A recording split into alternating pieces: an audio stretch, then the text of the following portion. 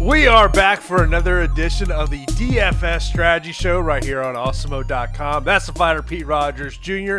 I am Jason Floyd. Of course, UFC Fight Island number 3 coming up on Saturday night. 15 fight card. We're going to break all this one down for you. Of course, we are sponsored by SuperDraft. As I always tell you about SuperDraft here on the show, you got to check out some of those multipliers they have over at SuperDraft right now. But Pete, 15 fight card. It's going to make roster construction pretty easy, pretty interesting on this one, especially when you talk about the top option of Chimaev at 9.8K on DraftKings. Yeah, and crazy week. It's a very, very crazy week. Very interesting. So many options to plug in. So many opportunities to take advantage of. You have 9.8 fighter. I don't remember the last time I've ever seen that. That's insane. And talk about a crazy card. I'm excited to get into it. You talk about a nice, closely contested bout between Whittaker and Till. I just can't wait. Certainly, I think I'm thinking of Shevchenko. Maybe it was like 9-6 or maybe 9-7 in one of her title fights, but I can't. Nothing. I don't think there's ever been someone this high that I can at least remember of. We always talk about how the pricing varies on the different platforms. And this is another perfect example. FanDuel puts so much weight on the main event.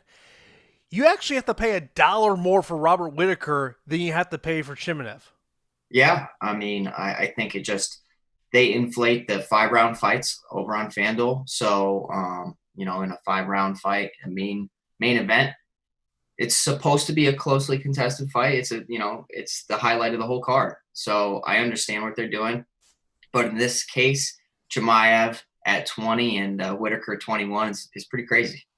Oh, Chimaev will be a staple in my FanDuel lineups. I'm telling you that right now. Yeah. Now, and we'll talk about him in a little bit. SuperDraft at 1 times, not exactly real interested in that.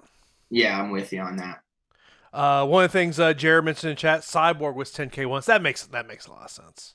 Yeah, I think between Cyborg and Shevchenko, I think those are the really only two people. I don't think GSP was ever that high. And same for John Jones. Of course, be sure to hit that thumbs up button here on YouTube. Start firing those questions right now in the chat. This is your first time watching us. What we do here on the Strategy Show, we start with the main event, work our way down with 15 fights. We're going to try to get through these things here pretty quickly here over the next hour or so. But, of course, you mentioned Robert Whittaker versus Darren Till, the main event here. When you look over on SuperDraft, 1.2 times for Robert Whittaker, 1.35 times for Darren Till. Over on FanDuel, $21 for Whittaker, $19 for Darren Till.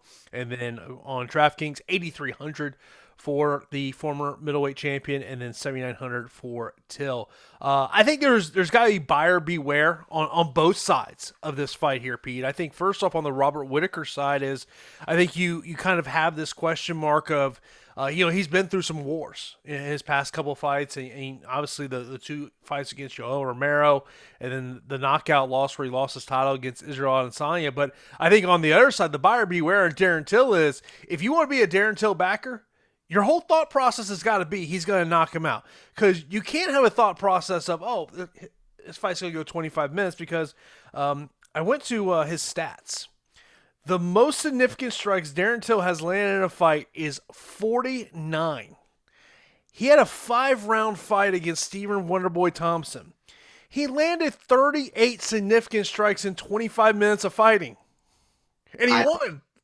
I don't see how. I mean, I remember the fight, obviously, but it's just crazy to think about the numbers. And we have fighters that throw that much in 1 round. And for him to not do that in 25 minutes is crazy. The volume definitely sides with Whittaker here. And you bring up a good point. It's KO or bust for Till. But we have seen Whittaker take a ton of damage lately. Yeah, one of the questions from Cameron in the chat, and I think it's a great question. Should we look at fading the main event on FanDuel? I think because of the amount of options, it's definitely a logical approach. This week more than any other week, there's so many different ways the card can go. And, say Till does win a decision, he probably won't score the best based on his volume. If you're backing Till, you're expecting a stoppage. If Whittaker wins a decision, you're looking at a really nice score because he throws a ton of volume, over 4 strikes a minute. So that's definitely some high point upside for Whittaker for sure. Oh, I'm going to have a lot of shares of Robert Whittaker. I'm going to have a lot of shares. Yeah, I'm gonna split my ownership a little bit. I think it's pretty close. I think I can see the fight going either way. The problem with Whittaker is how much damage he's taken. I mean, granted, we've seen them both get knocked out recently, but Whittaker does a lot of looping, explosive movements to get inside and get close. And if you take a quick look and a closer look at Darren Till, you'll notice that he's very good at doing what we call a pull counter. So he pulls back and fades back and throws heavy shots, whether it's a cross or a rear uppercut, kind of similar to Conor McGregor in that sense when he fought Jose Aldo, of how he stepped back and threw that big left hand. I can definitely see a spot in the fight where Till cracks and hurts Whittaker. But you think about how much damage he took in the Yoel Romero battles and how Yoel Romero wasn't able to finish him. So it's hard to invest heavily in either guy. I will probably like the value of Till here at 7,900 just to kind of help out my lineups a little bit, Jason. But in saying that, it's like a 55-45 split for me. A little bit lean towards Till for me. Not with you on that, bro. That's okay. That's okay. And I think it all comes down to roster construction. Like, I'm not avoiding Whittaker. Yeah, there was a great question, just Hunter, or a comment by Hunter in the chat. It says Whittaker can take him down too. Glad you bring that up, Hunter, because that is definitely a thought I had. So I was like, okay, I was driving around, and of course, I just think of these things, at various times, and I'm like, okay, I gotta go onto the stats website and see how many takedowns he's got. You got to go back to 2015, the last time Robert Whittaker scored a takedown. That was against Uriah Hall. He's had 0 takedowns in his last 6 fights. Now, look, with 2 of the fights are against Yoel Romero, yeah, you're not going for a takedown. Right. Yeah, of course not. I think that Till's the bigger guy, and obviously the cardio edge and the pace favors Whittaker for sure. So that's why I'm definitely behind Whittaker on a ton of my lineups. But I'm not going to avoid exposure to Till because of the fact that it goes 5 rounds, because I think that Till has a big left hand and has enough power that he can put away most people in the division. It is, for me, it's more of a DK fight than a DK and SuperDraft fight than it is a FanDuel fight. Yeah, probably FanDuel, I'd stay away. It's hard to stay away from 5 rounds, though, Jason, because anything can happen. You think you have a grip on what's going to happen in an MMA fight in one scramble or one good round, or, just because we haven't seen Till have a significant output doesn't mean that's going to be the constant going forward. I mean, that's a good way to base our projections or base our decisions, is based on what we've seen. But there are plenty of times when people go out there and do what hasn't been done already. So maybe Till ups his volume here, because if he has that volume like he did against Kelvin Gastelum, he's going to be behind on the scorecards.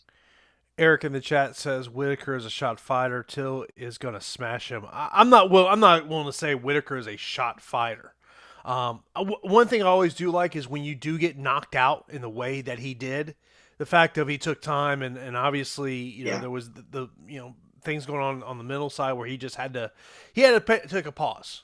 And I like that of when you get knocked out the way and you have the wars he's had to let the brain rest for a while. Yeah, I mean, you can't take anything away from Whittaker. He's a former champion, and he knows what it takes to win at a very, very high level. Darren Till's relatively inexperienced in situations like this. I mean, you think of the Tyron Woodley fight, Stephen Wonderboy Thompson fights that have gone, the distance. Woodley ended up, finishing him. But in big situations, Till really hasn't delivered.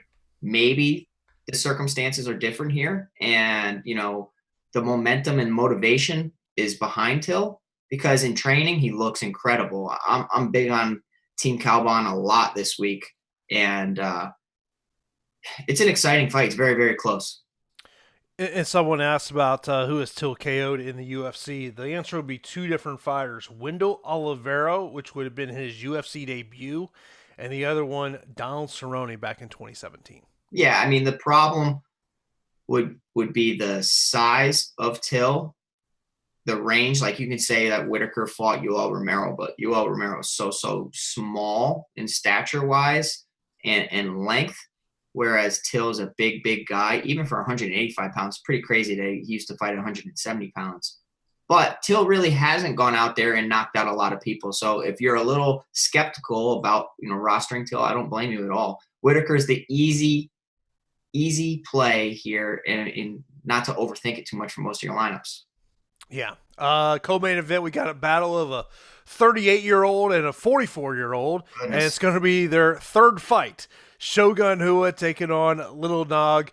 Little Nog 1.5 times on SuperDraft, 1.25 times for Shogun. Over on DraftKings, $9,000 for Shogun, $7,200 for Little Nog, and on FanDuel, $18 and $13 respectively. In terms of that, this is one of those fights that I think up and down this entire fight card, I see a lot of decisions. And when both these guys were younger fighters, much younger fighters, Shogun won the both previous meetings by decision. Do you, and Lil Nog has talked about this being his last fight. Does the stoppage come in the third time around? It could. The only way that I would think is based on age, damage, accumulation over a career, and now, you know what I mean? How many shots can you really take in your career? They've both been on the bad side of beatings, though, so I can't really side with one guy or another and say, like, this guy's going to go out there and get completely wiped out, because they both taking a ton of shots, ton of damage, and we've seen inconsistencies in both of their careers. Shogun Hua is 10-9-1 in the UFC, and Lil Nog is 6-6 in the UFC. So, I mean, records, compared to most of the division. Bro, since 2015, Shogun's 4-1-1. I know. You wouldn't think that, though, right? Like, when we bring up Shogun and we think about his struggles, it's almost like recent memory is kind of forgotten, and you just are, like, highlighted with him getting beaten. Like, it's crazy. Dude, the Paul Craig fight, he is getting wrecked by Paul Craig right on the feet. So Paul Craig's a grappler and usually isn't good with resistance. And then he goes out there against Shogun Hua, and he's not really mystified by the name, and goes out there and just starts bombing on him. So you don't really know what you're going to get with either one of these guys. There are a lot of question mark fights. So it's like, goodness. I mean, I really have no interest in watching this fight. It's going to happen, so obviously I have to take a stance on it. I think Shogun's the logical side here. I think he's got the better overall game, even though Nog is a little deceptive with his striking. He has good boxing, and jiu-jitsu, of course. But I think that at 38, Shogun probably has just a little bit left in the tank as opposed to Nogueira. Dude, don't knock it. Yeah. Shogun could be like 2 wins away from a title shot. No, stop it. I would hope. I mean, 38. Okay. Who's his past couple wins? It's not going to get him in the title shot. So it's light heavyweight, bro. Paul Craig? No. It's light heavyweight. No. This is a fight that really I could care less about watching. Man, why are you hating on Shogun? Wait, have you lost money on Shogun before? I've never been a Shogun guy. I really haven't. I mean, all respect to the guys. They're legends in the sport.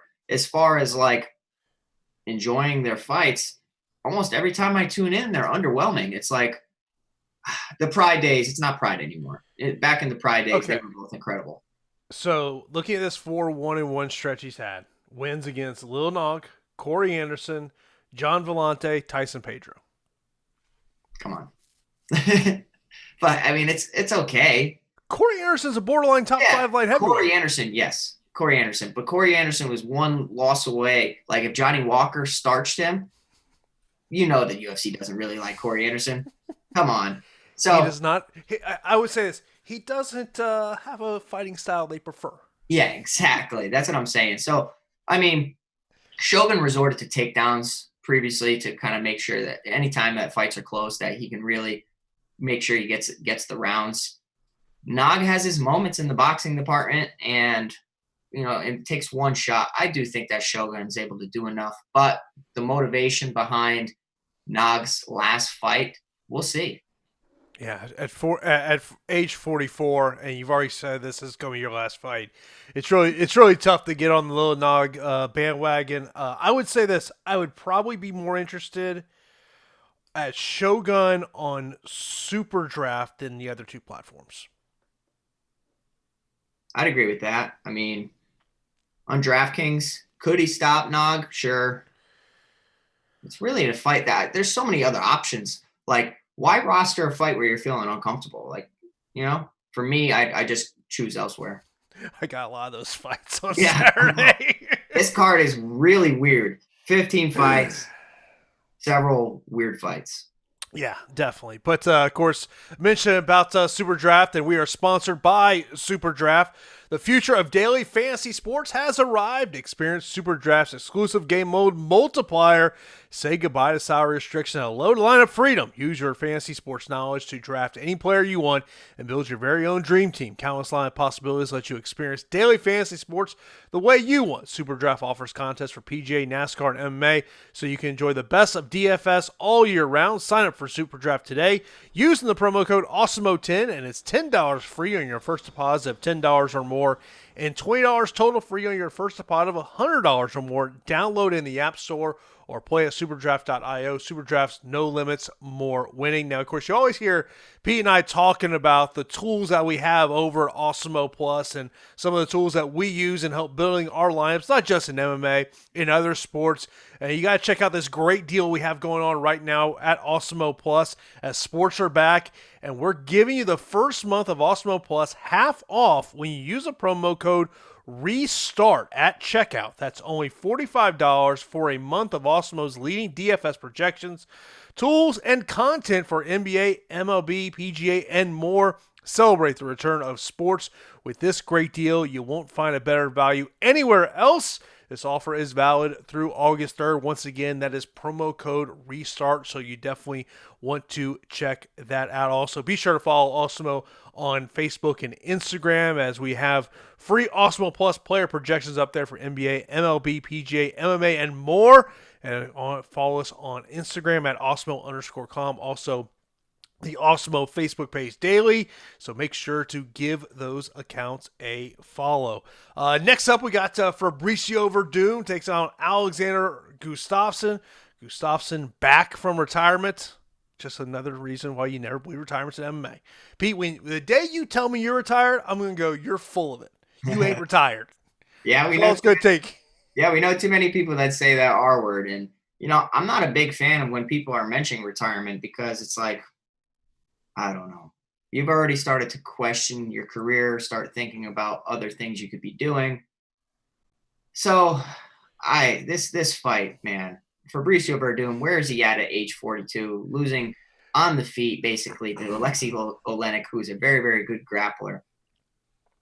Gustafsson's bumping up to heavyweight probably because he thinks that most heavyweights stink and that he can just outspeed everybody. And he's probably right for most people. Do you think Gustafsson was watching UFC 249? He's yes. Like, ooh. Yes. Give my phone. Give my phone. Let's text Dana. 100%. He's sitting there retired and then is looking for an easy matchup. And I don't think that this is an easy matchup against Fabricio Verdum. You're talking about moving up in the heavyweight division. You're going to be faster than everybody.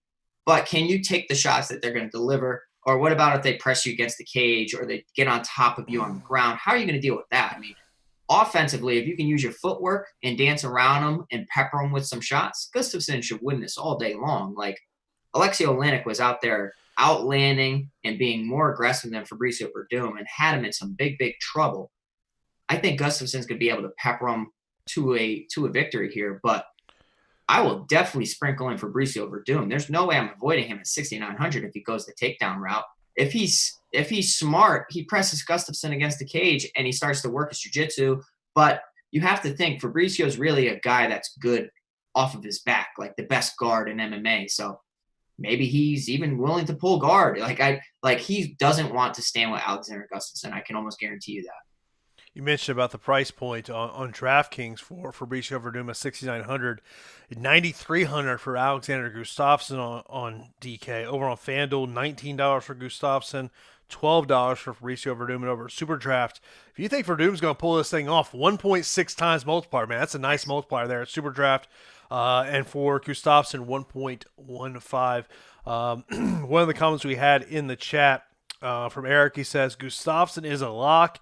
He needed to move up to heavyweight. I don't know if I would say he needed to move up to heavyweight. He might just got to a point he was tired of weight cutting more than anything else.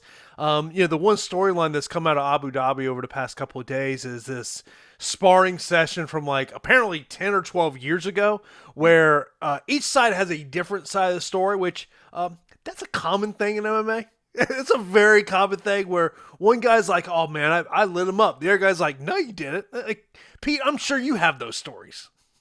Oh yeah, I mean, but that's only they really know. So, I mean, if somebody signs the dotted line, obviously they believe they can beat you. So that's Verdum thinks that in training, or right now he saw something against Alex that he can expose, and Alex thought the same thing. So I wouldn't weigh too heavily on the training session. Gustafsson really struggled as of late too. I don't want people thinking that that Gustafsson's a lock here, because he's not. I mean, the guy really has looked good, but also submitted by Anthony Smith, and in 10-6 in the UFC, Verdum's 11-6 in the UFC. This is a close fight, but I think the range of Gustafsson is going to be able to do enough.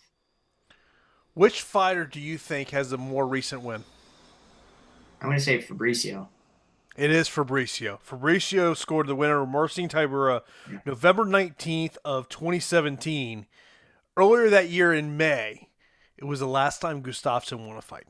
Yeah, that's crazy. That's crazy. And I know that Gustafsson had amazing highlights in his career, and you remember him against John Jones and Glover Teixeira and just piecing up that whole division. But we have to look at what he is now. Same thing with Fabricio Verdum. And if Verdum comes in looking like he did against Alexei Oleinik, I still like Gustafsson's chances.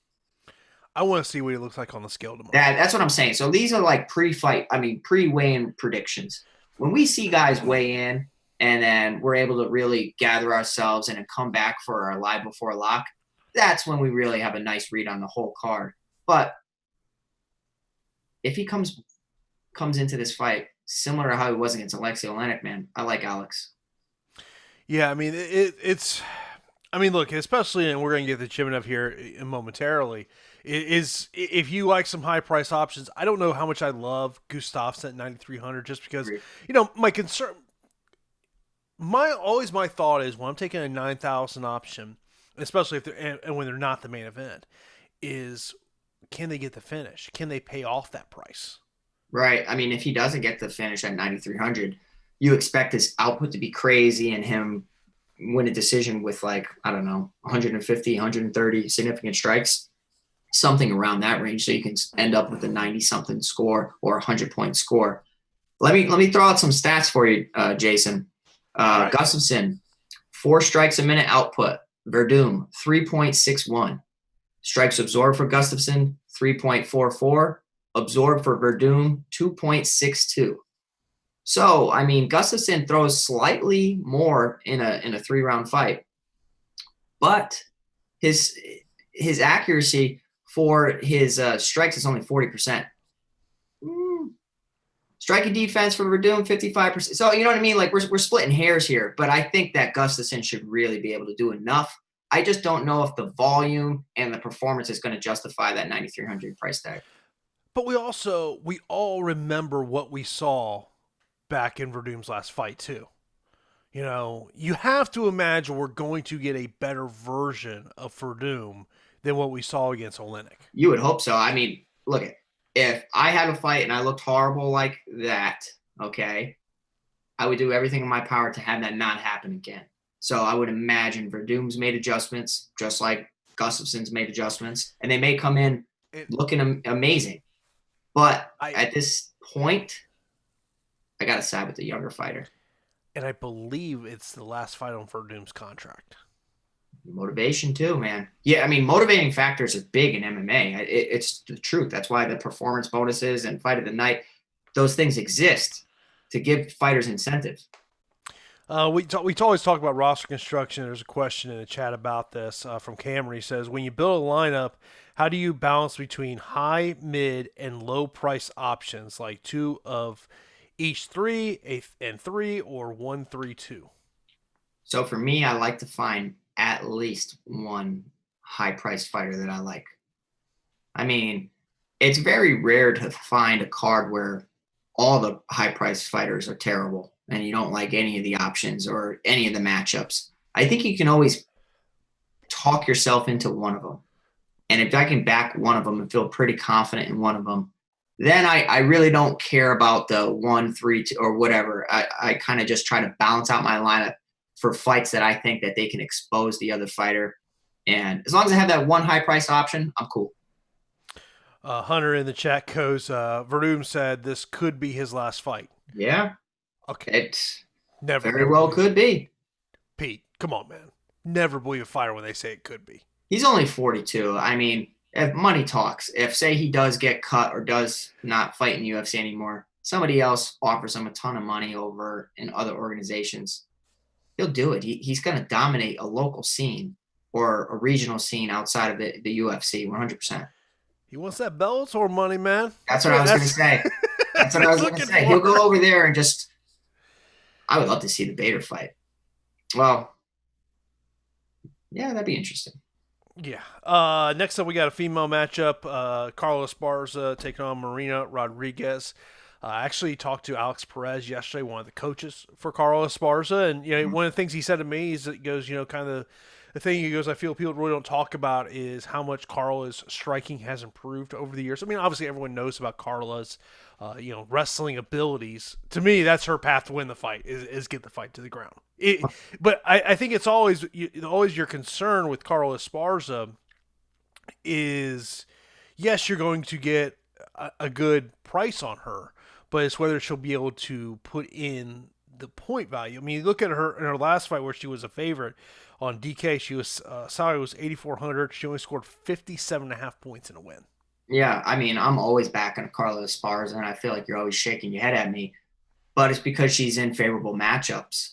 Now, in this matchup, she's priced down at 7,600, and oddly enough, I really don't have much interest here, because I think that even if she does win, she doesn't necessarily justify being in your lineup as for its GPP. If you're looking for cash to pay down, maybe it could work, but for me, she just doesn't do enough. And when I was seeing her fight against Alexa Grasso, she starts really shooting takedowns from really far out, Jason, like really far out, telegraphing. And every fighter and every opponent she's facing knows that the punches coming at them, they don't really have to worry too much because it's all to set up the takedown.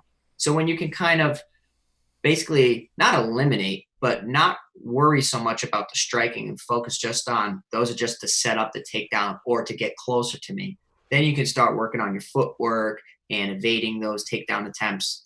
Now, let's say that Rodriguez really hasn't fought anybody with Esparza's wrestling acumen. She hasn't. Cynthia Calvillo is a great grappler, was able to take her down several times. I like Rodriguez in this matchup, oddly enough, at 8,600, based on, I think she can stuff some of Esparza's takedowns. Esparza is able to take down most people. Now, Rodriguez hasn't really shown the best takedown defense, but she shows me that she has a really strong whizzer. And if she has a really strong whizzer and is able to move her hips, she might be able to do enough to keep it on the feet. Is an optimal fight, Jason? I'm going to say no, but I do like Rodriguez at 8,600 based on volume, aggression. I think overall, if you take out wrestling and if they force to stand up, Rodriguez wins 10 times out of 10. And then now I think it's like a 6-4. I like Rodriguez here. Rodriguez 2-0-2 in the UFC. Her last stoppage win came on the Contender Series Brazil version in 2018. Yep. Last stoppage win for Carlos Esparza. Rose Namajunas. Yeah, almost 6 years ago. Yeah, that's what I'm saying. I mean, Carlos Barza has fought a lot of top people. But over the years, people are catching on to your game. And I know that her coach was saying that she's improved a lot in her striking. But under the lights, she's really not showing any diversification with her game. It's kind of like the same regurgitated style. And if it's not broken, then why fix it, right, Jason? But you're eventually going to run into a buzzsaw. I don't know if Rodriguez is that, where she's able to just get her out. But the last person that was able to stuff Esparza's takedowns and really put a beating on her, and when Esparza starts to get discouraged, Joanna, think about that fight. That's if you were trying to fight Carla Esparza and you're a coach, you really want to look at that fight and say, look what Joanna did in this, and try to emulate that as much as possible. Now, if you can do that, obviously, but Rodriguez is so aggressive. I like her here at 8,600. Of course, be sure to hit that thumbs up button here on YouTube. If you do have any questions, leave that right now in the chat. Of course, this show also available in podcast form. Be sure to check out Awesemo on Apple Podcasts, Spotify, Stitcher, all the usual podcasting platforms, so be sure to check it out there. Then we got Pete's favorite matchup of the card, the DraftKings 8,200, 8,000. Like, you know, it's like you and Dr. Fauci trying to throw out first pitch. You just don't like doing this fight, huh? All right. What I tell you before the show, there are a few things certain in life. Death, taxes, and do the opposite of what I tell you of the 8,200, 8,000 fight. Do I have to break this down, Jason? I mean, you got to take look. Okay. I think this is a must roster fight in GPP. I mean, both the guys have a 95% finish rate for Antigulov and Paul Craig a 100% finish rate. I think somebody's getting finished here, and I don't think that's really bold of me saying that. Antigulov is a round one or bust kind of guy. So at 8,200, you know what you're going to get. If it reaches, 10 seconds of the second round, he's still going to be gassed. That's just the truth. Bro, you can't trust either one of these guys. You can't, no, but you need exposure to it. You really do. No, totally. Yeah, totally. I like Paul Craig slightly more. And the reason I like Paul Craig slightly more is what he showed me against a guy like Shogun. And you're like, well, ultimately, it didn't really do anything to his career, but it showed me some improvements. Antigulov, the last time he actually looked good, it's been a while, man. And he was hit with some shots from Michael Olashechuk and then Ion Kutaleba. Like, the Olashechuk, I know that he's a power puncher, but a lot of those punches didn't really look that hard, Jason. They really didn't. And he was dropped several times. Now, if Paul Craig goes out there and starts throwing bombs like he was against Shogun, he's finishing Antigulov. I'm telling you right now, he is. By the way, Cameron in the chat's got a little request for you. He wants you to be all over Antigulov. Yeah. Cameron, I'm sorry, bro. I like Paul Craig, but we know my history with the 8,200, 8,000 price range. But I think I'm turning around this week. Paul Craig, baby. The over 1.5, by the way, is plus 100. Kind of tells you there. This fight, good chance ends in the first round. Antigulov started 2-0 in the UFC. He's lost back-to-back, both first-round defeats. He's only gone to the decision once in his career. 23 of his 26 pro fights have ended in the first round. It's insane. Look, to me, it does not matter what side you're on. You can't feel comfortable in this fight. No, I mean, okay, let's make an argument for both sides because to be fair, unlike any sport, both guys have a legitimate chance to win. Mm-hmm. It's a fight. The odds are thrown out the window, the salaries, whatever. It's a fight. Anything can happen. Antigulov has an amazing submission ability. He's very, very good on the ground, and that's his path to victory. We've seen Paul Craig kind of fold under pressure before, which worries me because a lot of guys were able to basically break him in there or put him in bad positions. But we've also seen him come from behind victories, too, off of his back with triangle chokes and everything. So I have to slightly lean with Craig, and it hurts me to say. I really do. The problem is going to be I'm going to be 50-50 on this one. Yeah. You just know that half your lineups you're going to have you're going to have a guy who's got like 2 points. Yeah, I know, and that's the bad thing about trying to have exposure everywhere because when they lose, there goes those nice lineups. Like you could have an amazing, amazing combination of fighters. Like I thought I had the optimal a couple weeks ago. I'm sitting there looking at everybody. I have 4 fighters in 100-point range, and then Molly McCann goes out there and tosses up a goose egg for me, and it's just like, dude, there goes so many of my lineups. So, be careful with your exposure. Next time there's a fighter with a spinal fracture, Pete's gonna be all over that fighter. No, hey, it worked out. Broken back chick, fade her. Next up, Cowboy Oliveira, Peter Sabatta. Peter Sabatta has not been active as his first fight since March of 2018. This is his second stint in the UFC. He came back in 2014. This will be his 7th fight since 2014. Tell you a little bit of something there. Does have 10 submission win. Cowboy Oliveira, of course, he's been in the UFC for a while, coming off that win against Max Griffin. His last 3 fights have gone the distance. Interesting fight, man. Talk about inconsistency. This whole card should be just labeled inconsistency because there's so many guys that have shown potential and promise and then have dropped fights and have folded under pressure, and Cowboy Oliveira is one of those guys. Has some crazy wins and also has some losses that make you scratch your head and you're like, what?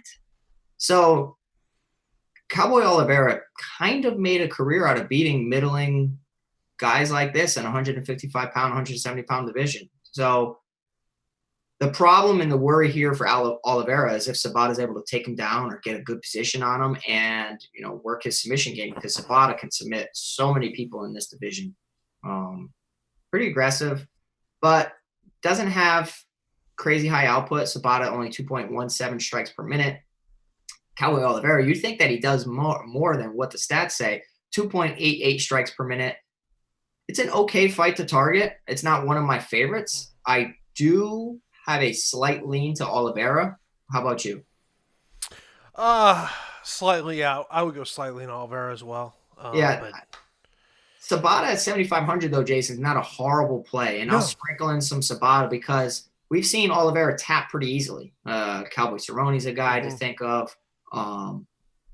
Sabatta, if he is able to reverse a position, and we've seen Oliveira gas as well too. So you would think Oliveira is able to do enough here, striking wise, maybe wrestling wise. I would throw that strategy out the window. He always tends to grapple when he's tired. So he'll strike, start piecing people up, and then resort to takedowns and grappling. And against a guy like Sabatta, be careful with that strategy. By the way, great headline on MMAfighting.com about Alex Cowboy Oliveira talking to the media today. Yeah. He needs to win the bonus. You know why? Why? To help feed his 10 kids. Oh my gosh. Yeah. You better win the bonus. 10. He's 32. Oh my. Maybe he had like quintuplets or something. So it's like the numbers are skewed. I don't think that's the case. Next up, we got the fight that I think everyone, it was funny, is right before the show, I put out a tweet promoting the show and, mentioned about one of the questions we would answer is about how do you fit Chimaev in your lineup on DraftKings at 9.8K. And Josh goes, the answer is you just do. Yeah, Josh and I were talking on Twitter. He's all over Chimaev. I can't blame him. I mean, 9,800 is crazy, but is it really if you think he's going to go out there and wipe the floor with his opponent? I mean, the issue becomes roster construction. Which underdogs are you rostering to make that possible? That's the only way around it, because there's no way you're going to be able to roster Chimaev at 9,800, another 9,000 option, and then have the rest of your lineup looking amazing with some like spots you feel great with, I'll have plenty of Chimaev at 9,800 because there's a few underdogs that I like, but I'll also avoid it because if he doesn't face any resistance, against McKee, he's not going to really pay. I mean, he'll get you 100 points, but maybe his ceiling's kind of capped if he finishes them too quickly. You understand what I'm saying? But let's say 70% of the fights go to decision. Even if he gets like 108, is it worth it?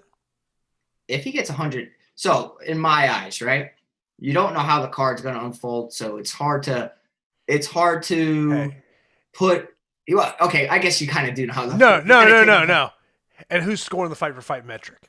And who's going to give you Yes. significant strikes on the ground? Yeah, you're right with that because that's been a little iffy lately, man. It's been a little iffy. And if you're not getting the points you should be getting, you're going to be very frustrated. So at 9,800, if he doesn't get you 110 points,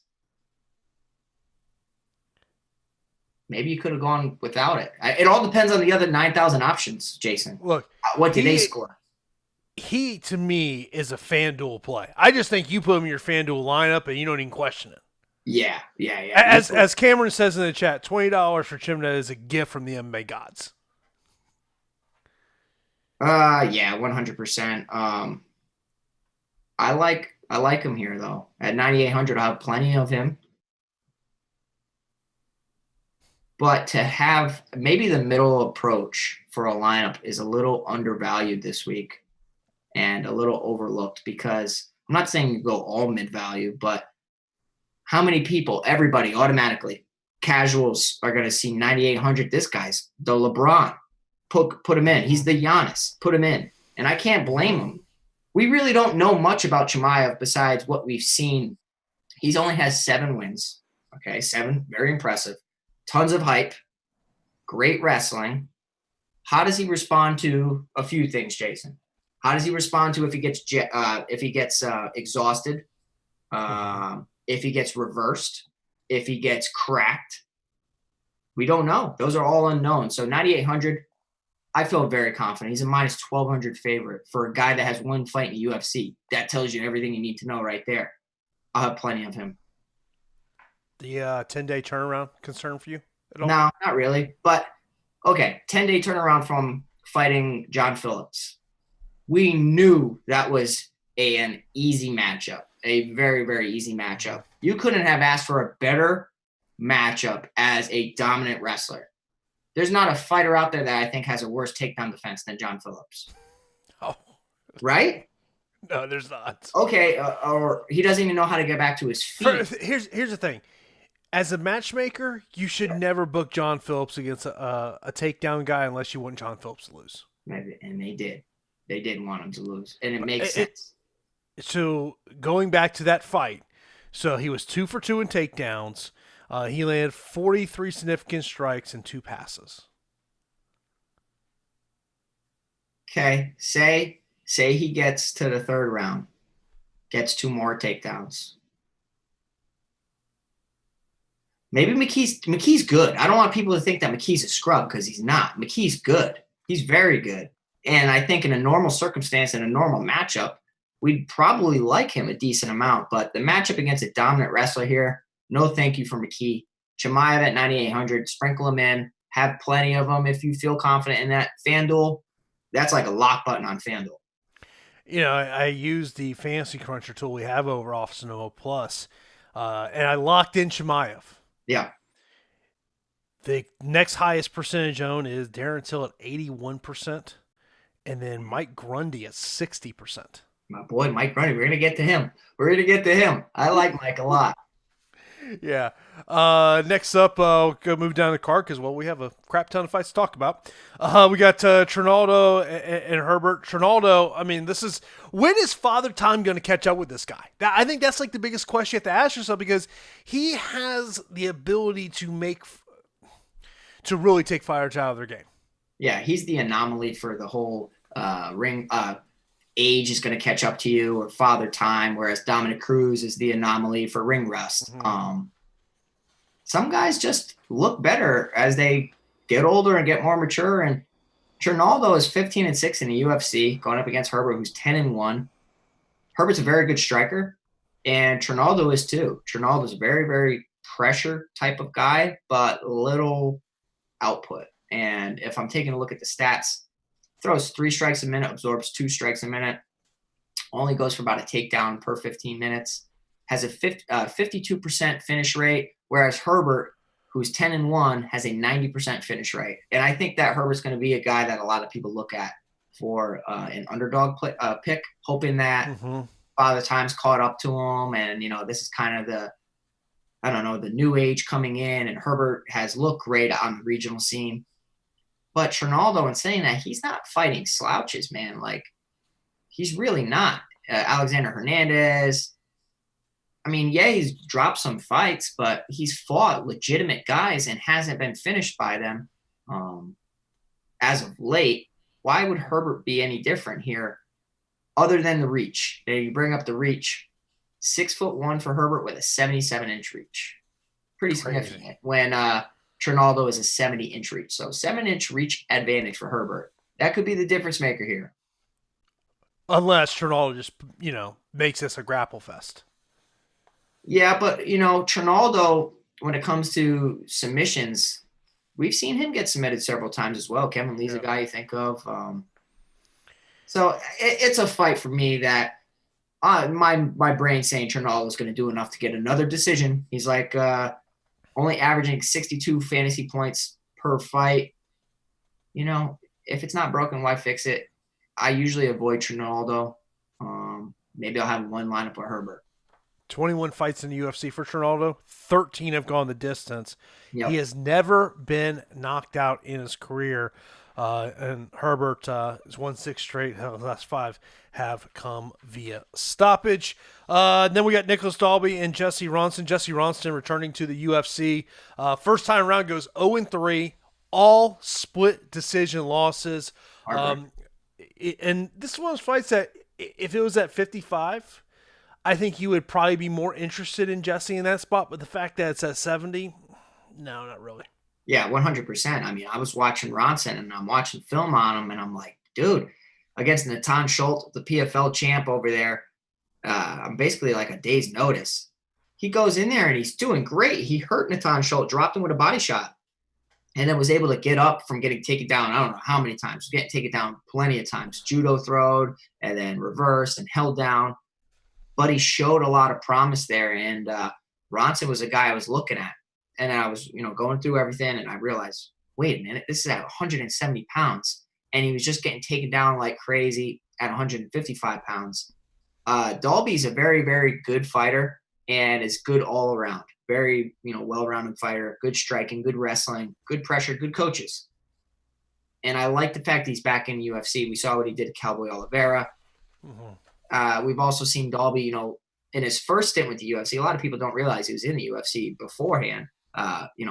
Eliza Zaleski dos Santos has a victory over him. So he definitely is able to win tough fights. 9,200 for a guy that has a ton of potential in the division. Okay. A guy who can resort to takedowns if he needs to win rounds. Okay. Against a guy that struggles to defend takedowns for the most part. Outside of Ronson's amazing body shots. Ronson really has some great, great body shots. I think this is Dalby's fight. And even at 9,200, I'll sprinkle him in a few lineups. He's not one of my favorite 9,000 options because, he's averaging 48.9 fantasy points and doesn't have the best finish rate, 56% finishes in 18 fights. He should win the fight. As far as DraftKings, you might have better options. Of course, that is the fighter, Pete Rogers Jr. This is the UFC Fight Night number 3 DFS strategy show. We are sponsored by SuperDraft. The future of daily fantasy sports has arrived. Experience SuperDraft's exclusive game mode multiplier. Say goodbye to salary restrictions and hello to lineup freedom. Use your fantasy sports knowledge to draft any player you want and build your very own dream team. Countless lineup possibilities. Let you experience daily fantasy sports the way you want. SuperDraft offers contests for PGA, NASCAR, and MMA so you can enjoy the best of DFS all year round. Sign up for SuperDraft today using the promo code Awesemo10 and it's $10 free on your first deposit of $10 or more and $20 total free on your first deposit of $100 or more. Download in the App Store or play at superdraft.io. SuperDraft, no limits, more winning. Also, be sure to head over to Awesemo.com and sign up for the Awesemo Plus MMA Weekly Pass, where you get access to all the great Awesemo Plus tools and content for the upcoming UFC Fight Island number 3 DFS slate with an Awesemo Plus MMA Weekly Pass for $8.95. This includes full access to Awesemo's leading fighter projections, ownership projections, and the top fighter tool. There's never been a better time for MMA DFS, so step into the octagon today. I'll tell you, I look at Alex's projections and ownership projections, top fighters tools, over 100 point tools, so many great options to check out there over at Awesemo Plus. Next up, we got Tom Aspinall versus Jake Collier. Tom is a guy that definitely has got my eye in this matchup, Pete. UFC debut, he's won 3 in a row. Jake Collier, he's an up and down guy in the UFC. 3-3, alternating wins and losses here, coming off a decision win against Marcel Fortuna. I could see Tom at 8,800 on DK being an option that people might be looking at. Yeah, it is crazy for me to say this, but Aspinall is one of my favorite guys on the card.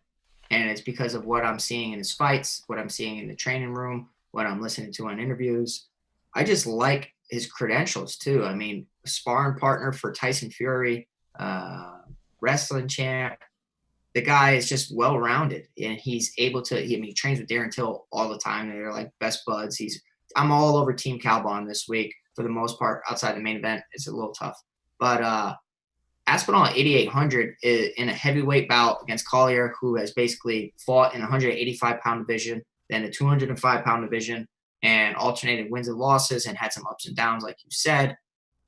We've seen Collier have some good moments with spinning back kicks and striking. He has like a really good one round in him, and then usually starts to resort to the takedowns.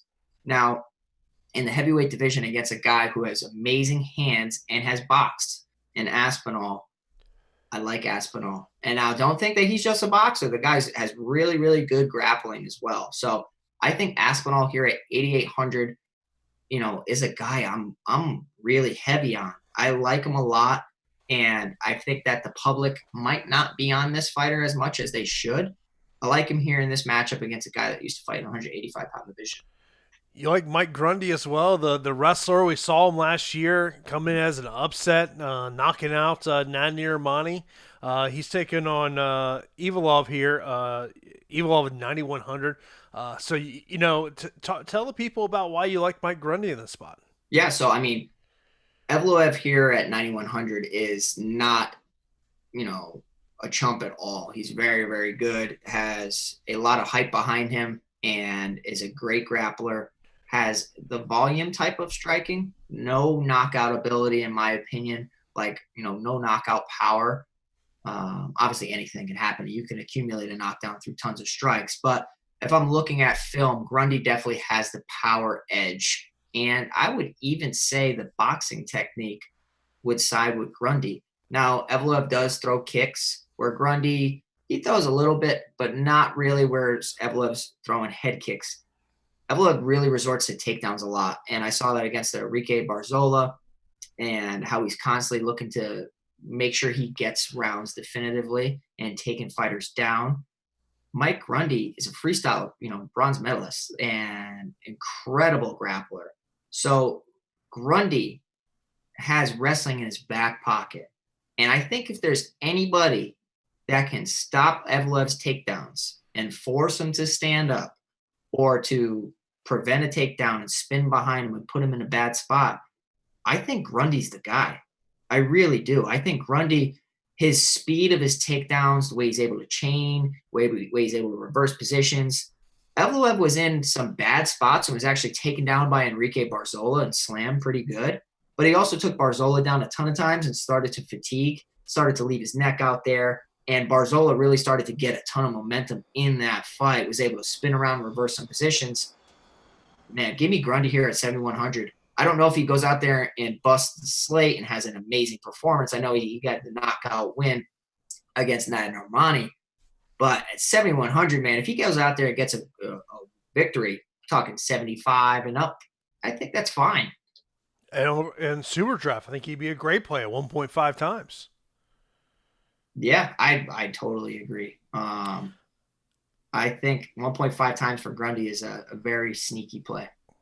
Bozer and Nunez heavyweights here. Bozer 8,900. We talked about obviously he's coming off that knockout win against Philippe Lins. Prior to that he had I pulled the stat up here. 12 of Bozer's last 15 fights have gone the distance. Nunez 1-1 in the UFC. First fight since decision win against Jeff Hughes. Lost his UFC debut against Rio Gagne. My only fear in taking Bozer in this spot is merely at 8,900. Are we looking at another decision? Yeah, Bose was priced up because of his excellent knockout over Felipe Lins. 8,900 for a guy that's primarily known for winning decisions against, tough competitors. And I think that he does the same here. I mean, I'll have a few shares of Bozer at 8,900. And I think that he goes out there and gets it done based on his leg kicks, his movement, his output. Bozer throws 4 strikes a minute, whereas Pessoa throws 2.4. More power for Pessoa, more explosive techniques. But overall game, I like Bozer, man. I really do. Ty asked, he goes, Bozer talking about the difficulty to train during COVID. Take anything into that? So he was talking about the same exact thing for his previous fight against Felipe Lins. And, they said the same thing about 2 weeks and how he wasn't able to train. He looked amazing out there, Jason. I don't care what he's been doing, whether he's been doing pull-ups on monkey bars. I don't care. I like Bozer, and I'm not going to say that Pessoa doesn't have a shot because he does and has crazy power and some great combinations. So Pessoa at 7,300 definitely has potential to upset Bozer, but the likely scenario is Bozer gets another decision here. There's always fights that, for me, I cross out. Betch versus Panny here. I have no interest in this one.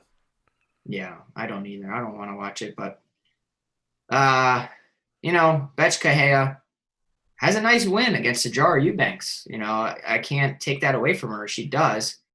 Wasn't really the best performance, though, Jason. It really wasn't. Kianzad has been up and down in her UFC career from the Ultimate Fighter. 1-2 in the UFC. Betch Cahea 5-4-1 in the UFC.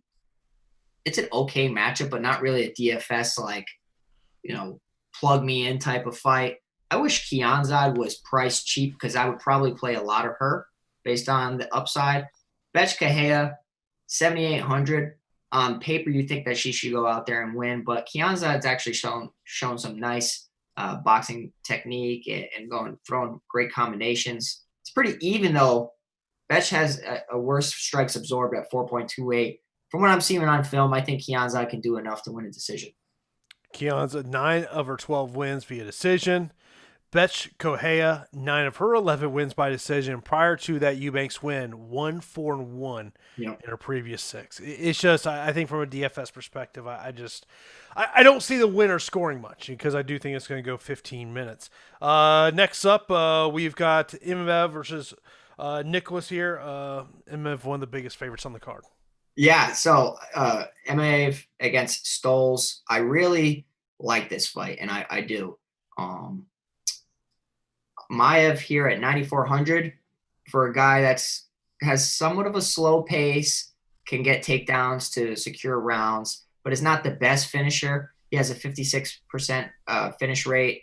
Stoles on tape, I thought he was going to look like a scrub, and he does not at all. He's 12-3 and actually has great technique, good striker, good just overall game, man. I'm pretty impressed with what I saw from him. I just don't like the matchup for him, though, because I think that he has potential to upset Imaev here, unless Imaev starts to really, pour it on him and start to go for takedowns. He's not a guy I'm looking at 6,800. I mean, you're talking about UFC debut against a guy who has a crazy grappling advantage over you. Imaev should win this fight. 9,400 is pretty pricey, though. So I'll probably avoid most of it, but he's a safe win. Then opening fight, you've got Nathaniel Wood taking on John Castaneda, 9,500 on DK for Nathaniel Wood, 19 on FanDuel, 1.1 times. I talked to John Castaneda about 10 days ago, and he had a couple opportunities to get into the UFC, but it was more about the weight issue of being able to make weight in a timely fashion. Nathaniel Wood's probably going to be a very popular play. I love Nathaniel Wood. I do. I actually know his striking coach, and I really like him here. 9,500 though. Oof. But the guy kind of backs up the salary though, Jason. He has good striking output, good takedown potential, good ground game, good finishing ability, 88% finishing ability of his 16 wins, which is insane for that weight division, 135 pounds.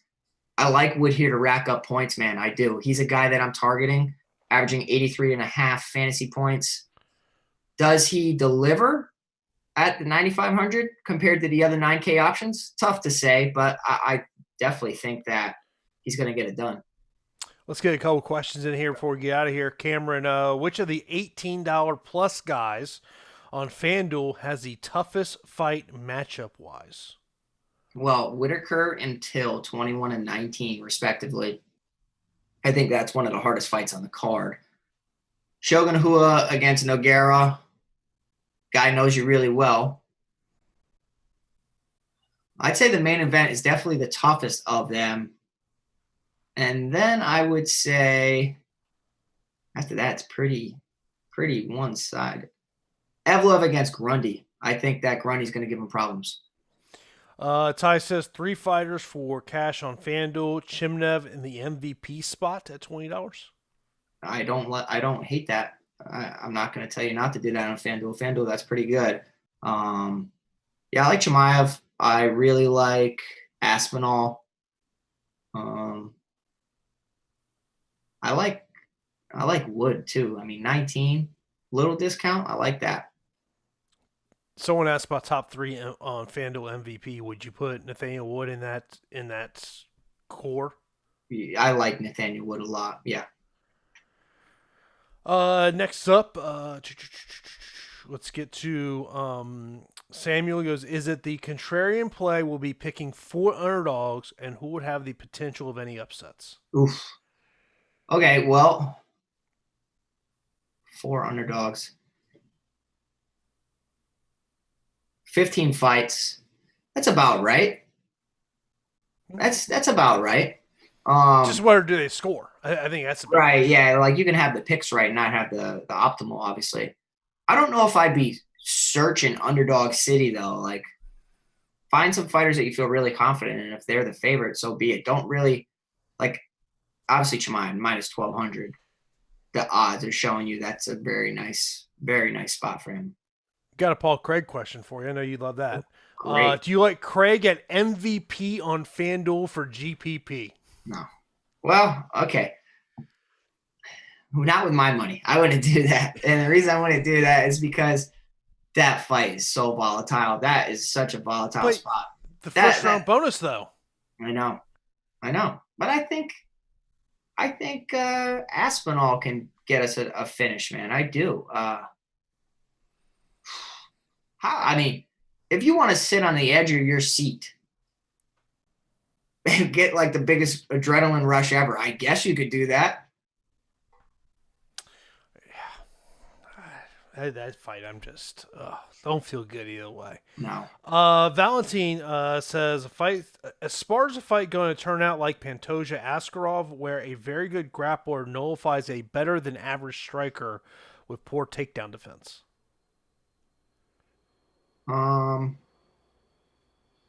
Could happen. I mean, that's the worry when you have a good striker going up against a takedown artist, and that's where the striker has to be very careful with what they throw so that they don't overextend and leave themselves susceptible to getting taken down. I do, however, think that Rodriguez might be the person that can beat Esparza convincingly. Let's end on this note. Let's go with let's get your picks. All right, you start. Let me see. Give me Whittaker. Give me Shogun. Give me Gustafsson. Don't feel great about it. Give me Carlos Barza. Okay. Antigulov, Oliveira. You're going Antigulov? Yeah, I'm going Antigulov. No, you're not. Okay. Look, you said death, taxes, and pick against Pete on the 8,208,000. So okay, I'm using your rule. Give me Herbert. Give me Dalby, Aspinall. I'll go with Grundy with the upset there. Give me Bozer. Give me Panny against Betch. Give me Amiv, and give me Nathaniel Wood. Damn, you went Herbert too? Okay. Yeah. Okay, I'm going with